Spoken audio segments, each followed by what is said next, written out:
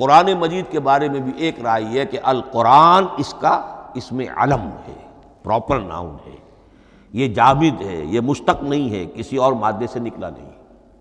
لیکن جو اکثریت کی رائے ہے، جس پر تقریباً اجماع ہے، وہ یہ ہے کہ نہیں، یہ اس میں جامد نہیں، اس میں مشتق ہے۔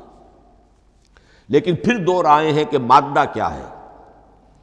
ایک قرن قاف را نون، اور ایک قرا قاف را حمزہ، یہ دو مختلف مادوں کے بارے میں رائے ہے کہ قرآن ان سے نکلا ہے۔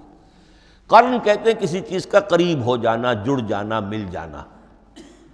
یہ حج کی جو تین شکلیں ہیں، حج تمتع ہے، حج قران ہے، اور حج افراد ہے۔ قران کیا ہے؟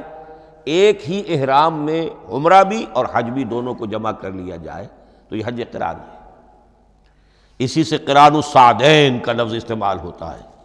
قرینہ اور قرائن جو ہے اسی سے الفاظ۔ امام فرا کی رائے یہ ہے کہ قرن سے یہ قرآن بنا ہے، اس لیے کہ اس میں بھی اللہ تعالیٰ کی آیات جمع ہو گئی۔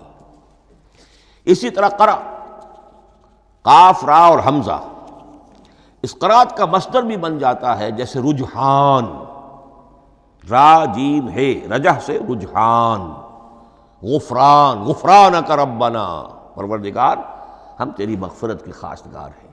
اسی طرح قرآن قرأ سے بنا ہے۔ مفعول جو ہے وہ مصدر کے معنی میں آ جاتا ہے، یعنی پڑھی جانے والی شے۔ اور ایک قرأ آتا ہے عربی زبان میں، قرأت الماء فی الحوض، میں نے پانی جمع کر لیا حوض کے اندر، بارش ہوئی میں نے کچھ پانی حوض میں جمع کر لیا، قرأت الماء فی الحوض۔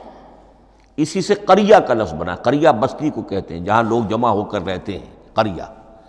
تو اس معنی میں یہ قرآن جو ہے یہ جمع ہے اللہ تعالیٰ کی اسماء صفات اور اللہ کی ذات جو ہے اور اس کی آیات کا جامع ہے۔